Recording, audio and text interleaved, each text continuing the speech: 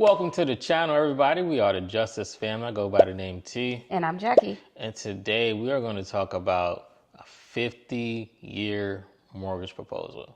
And why it's the most ridiculous thing ever. 50 years. That's crazy just saying it. Yeah. 50 years.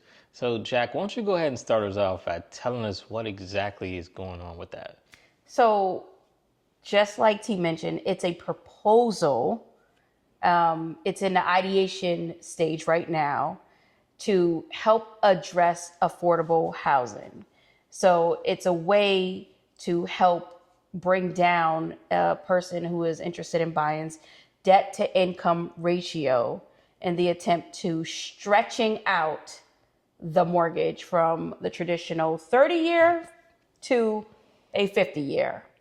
But we're going to jump into why this is just not a thing. And it shouldn't even be a thing. No one should be even thinking about this. So first, you got to look at like the average age of first-time home buyers. I believe it's like 38, somewhere I may say 40, but let's just say it's 38. You're talking about your first time purchase at 38 years old. You have a mortgage for 50 years when the average age of humans is like 70 something, like 75, 76 or something. Whatever the case may be, you literally working your entire life and won't pay off that house that you got the mortgage on for 50 years. You'll be dead. It won't be paid off. no. Like, that's just crazy. Crazy. Like, who would even want to even consider? Who would sign up for that?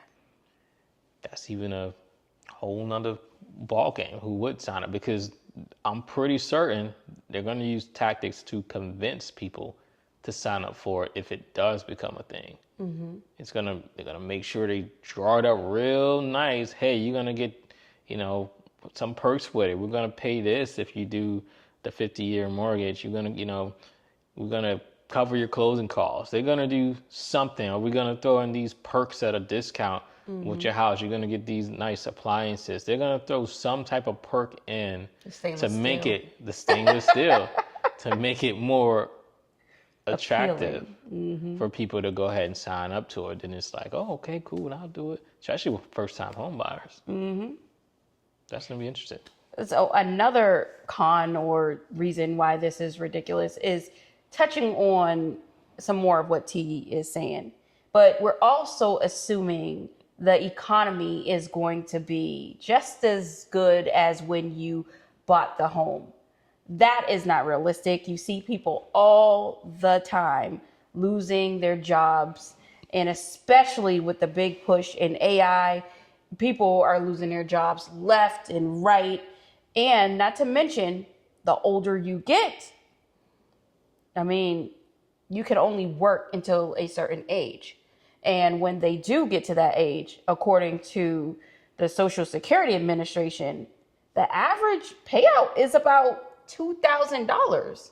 And if we're talking about a house that you bought, let's just say back when you was 38 and now you're at retirement age of 70, that's 30 something odd years of being in that house. The house is going to run down. It's going to need fixes. You don't have the money because you're on a fixed income. You're definitely too old to work. It's going to be a huge, big problem. And just to add to that, shout out to Sunshine also, because Sunshine commented on a short I did at T Army Vet on my personal page. And with that, because the older you get, the less qualified you are. It's harder to find a job basically the older you get. And the way it is with the job market, it's like when you're in your mid 30s, it's like to the market, like they look at you like you're like old. They're no longer looking at it like you have experience. They're looking at you like you're just old when you reach that certain age. So job hunting or even changing jobs, or whatever the case may be, it's hard. And then you're looking at yourself getting managed by someone with less experience and much younger than you. So you got to factor in that also. So how are you going to even continue on, keeping up with making that mortgage payment? Exactly.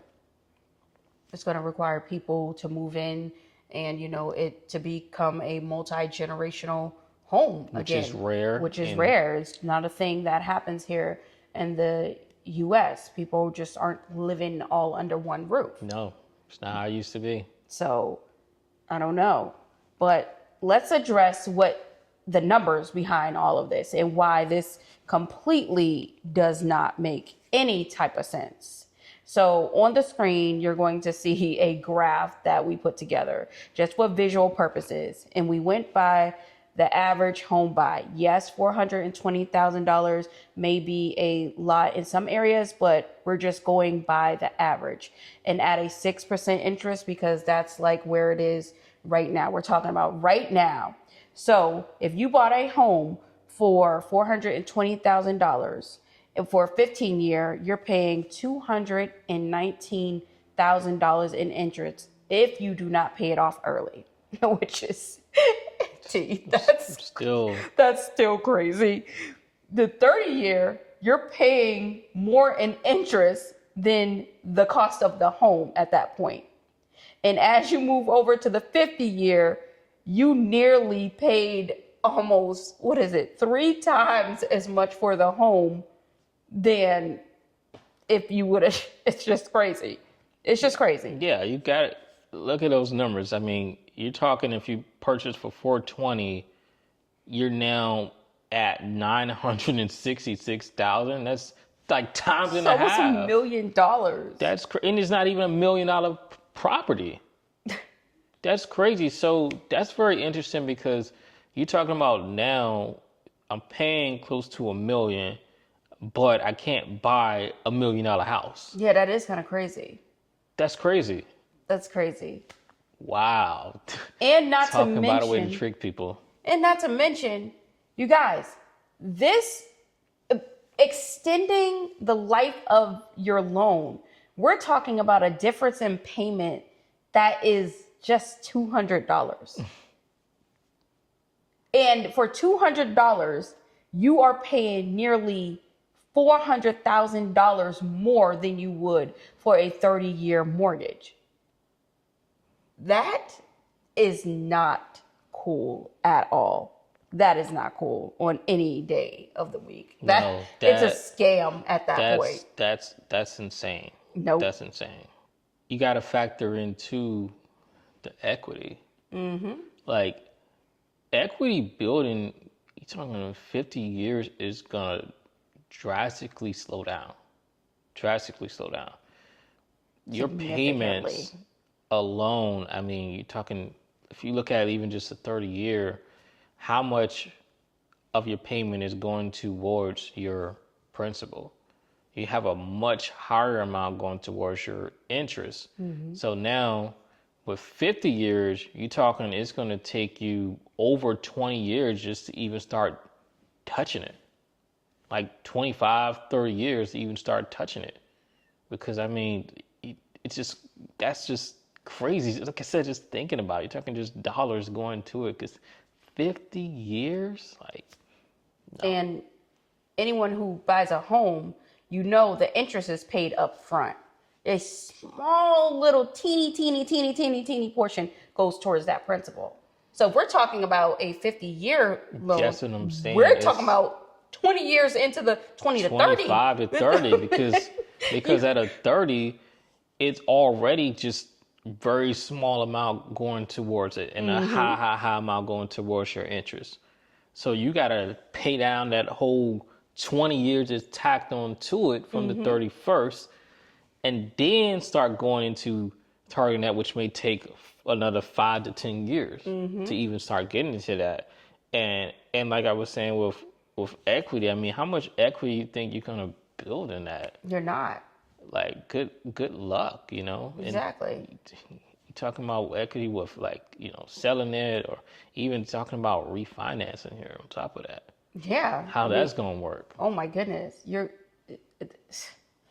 I can't even imagine what that would even look like. what that would even look like. So, and then you would have to refinance to what, the 30-year mortgage. And now you still got an extra 30 years. Or it's just going to be a totally big mess. But another con to this is, you ever heard that saying? I'm pretty sure we all heard it, is everything that glitters is not gold. Just because they say they're doing something for you does not mean they are doing something for you. There is always a hidden agenda to everything. And guess what? This is another one, because you, as the first time home buyer, will not ever be able to win, because the lenders are the one who is winning. They have single-handedly locked you into a 50-year, I'm just going to say death sentence at this point, because that's just what it is. And you are paying them for the remaining part of your life. You'll never get the title. You'll never get it. If you're not ever. in a title state. Yeah. You never getting that title. You won't live to see that title. Exactly. And I think that's the scariest part. Even if we back that up some, and let's say you bought it at 20 something, 25, we're still talking about 75 when you will be able to say, I finally own my house. That's crazy talk. That's crazy talk right there. Because what you made at 25 is not going to be the same what you make at 75. Your income drastically goes down. So you will not win in this. The lenders, developers, investors, they're the ones who are going to win in this game. And what's the most obvious one about all of this, T? You will own nothing and be happy. It's as simple as that. You won't own it.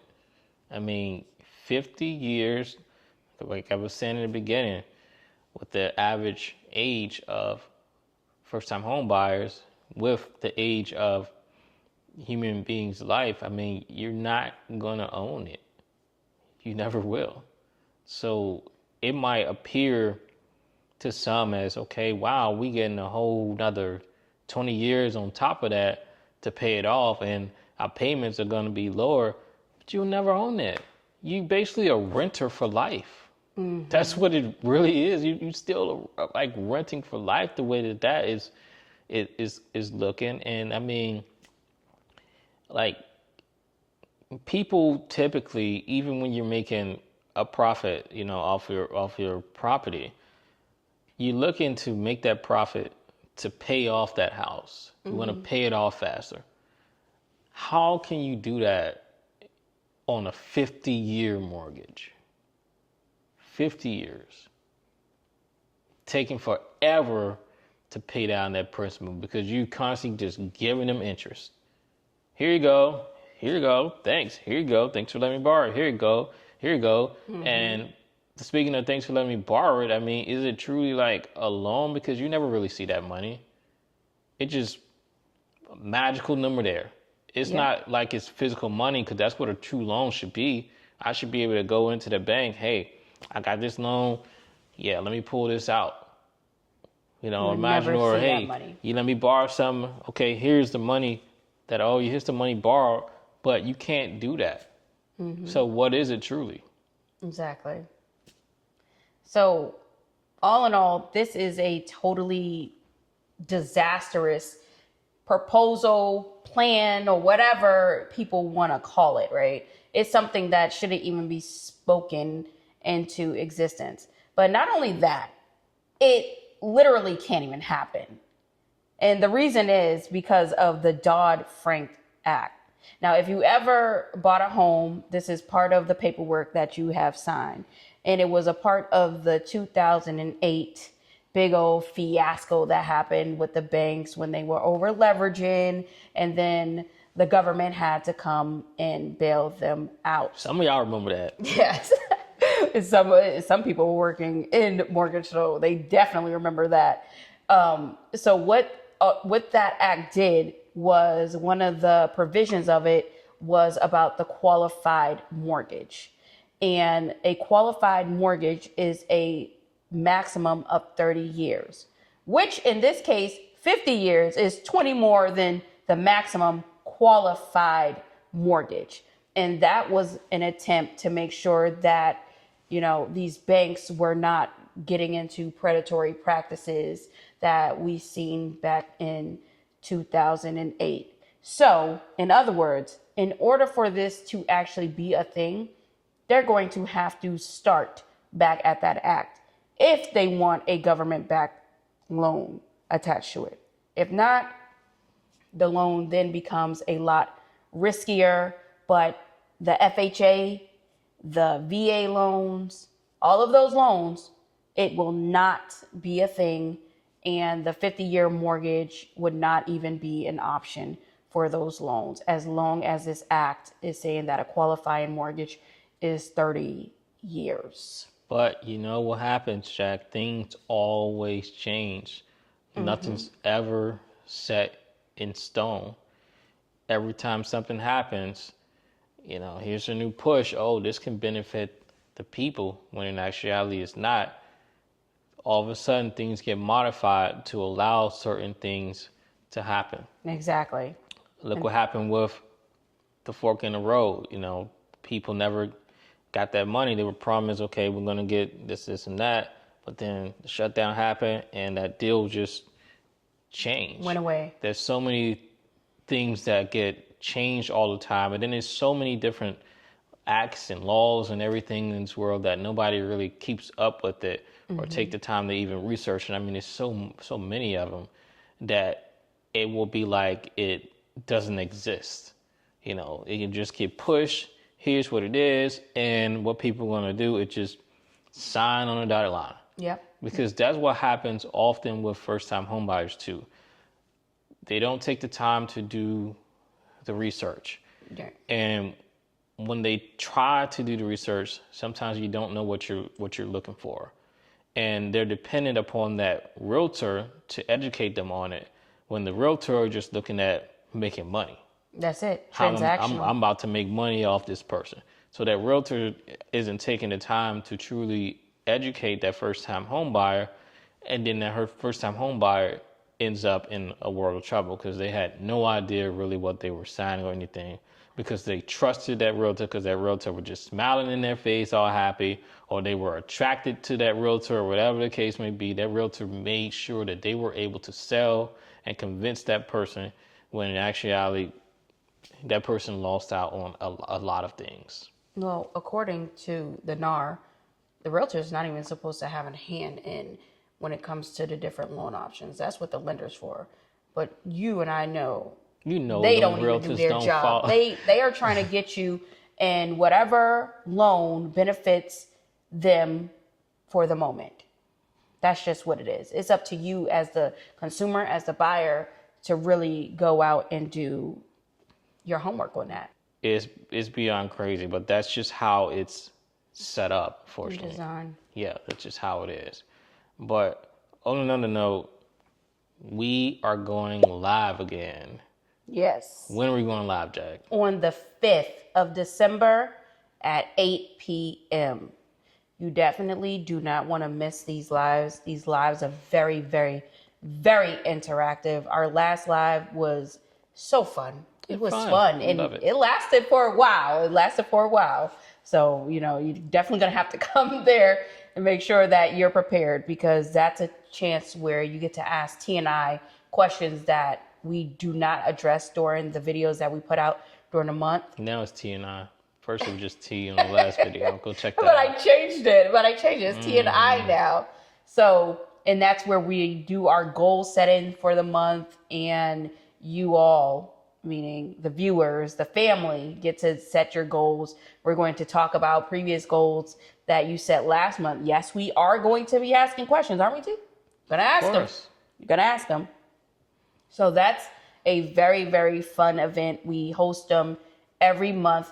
And you guys, this is the last one of the year. The last one, of course, because we're in December. So that's what it is. Yeah, so this is for the family. And I talked to when we were on that with Lindy C talking about the haters. So a half of a hater is invited. So for haters, a half a hater can come. It's a half a hater. Just not a full person. Half of them can come. Half of them can come. Oh my goodness. So yes, so it is interactive. You know the sneak haters, the people that be acting like they for you, but then be, secretly being, against you. That's the the half ones that of be the doing hater. the That's dislike the down, half. thumbs down. That's the half hater right there. Oh my goodness. So make sure you guys come to those lives. It's very, very fun. Anybody that has been a part of those lives, they will tell you. And we love interacting with our community. Yeah, we had to announce it here because YouTube not pushing it. Yes, it does not push out. That's a whole nother thing. But hey, we said it here, so hope to see everybody there. Yep. So let us know what you guys think about this ridiculous proposal down in the comments below. And until next time, you all, peace out. See ya.